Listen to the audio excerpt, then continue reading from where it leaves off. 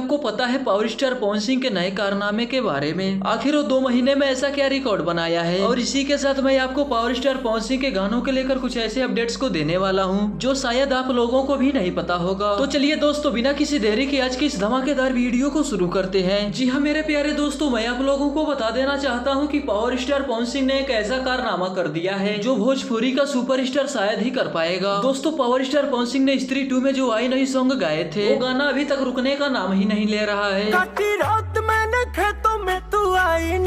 अभी तक इस गाने पर 320 मिलियन से भी ज्यादा व्यूज जा चुके हैं। जी हाँ, वैसे ही पवन सिंह को पावर स्टार नहीं कहा जाता है। असल में उनके अंदर वो पावर है जिससे लोग पावर स्टार कहते हैं। पावर एजे से शुरू होला, एजे से खत्म हुई, पावर तो सर क्यों कहा। दोस्तों फिलहाल के लिए बस इतना है। अगर वीडियो पसंद आया हो तो वीडियो को लाइक कीजिए, चैनल को सब्सक्राइब कीजिए, अपने दोस्तों के साथ शेयर जरूर कीजिएगा और मिलते हैं किसी और मजेदार और धमाकेदार वीडियो के साथ। तब तक के लिए जय हिंद।